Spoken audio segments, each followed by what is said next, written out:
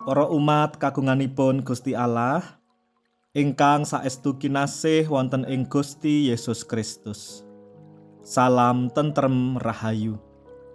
Keparenga kawula Pendeta Trinur Adi saking GKJ Surya Dinengratan Ngayogyakarta badhe nglantaraken renungan Sabda Winedhar ing dinten Rebo 6 Mei 2026 kanthi jejer Mardika kang sejati.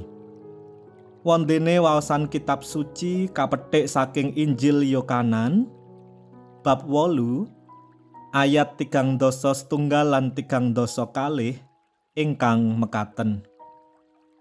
Menawa kowe padha ngantepi ing pituturku, kowe saknyata padha dadi siswaku.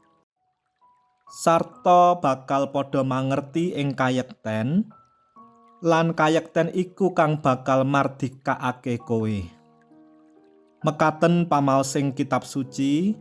Rahayu kita sedaya ingkang mirengaken sabdanipun Gusti Allah saha tansah dipun lestantunaken ing gesang sakpadintenan. Haleluya. Para sedherek ingkang kinasih, tembung mardika limrahipun dipun mangertosi minangka lampahing gesang ingkang boten dipun reh dening tiyang utawi bangsa sanes. Mekaten ugi boten kablenggu dening awrating padamelan. Kados bangsa kita ingkang sampun mardika inggih menika uwal saking panindesing bangsa Welandi. Para sedherek ingkang kinasih, waosan dinten menika nyariosaken pirembakanipun Gusti Yesus kaliyan tiyang Kristen saking Yahudi bab kamardikan.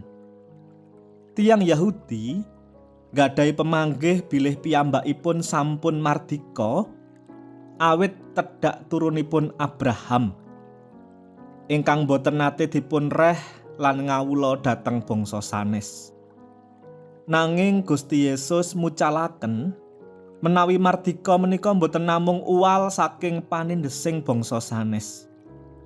Gusti Yesus ngendika bilih mardika menika wujuding gesang ingkang luar saking pangrehipun dosa.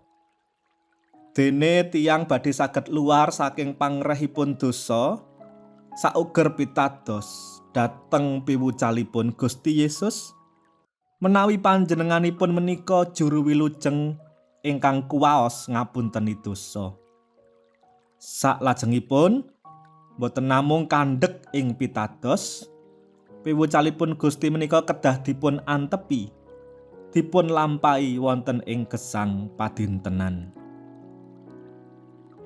Para sedherek ingkang kinasih, sinau saking waosan dinten menika kita saged mangertos menawi mardika menika boten namung wujuding gesang ingkang uwal saking panindesing tiyang utawi bangsa sanes kemawon.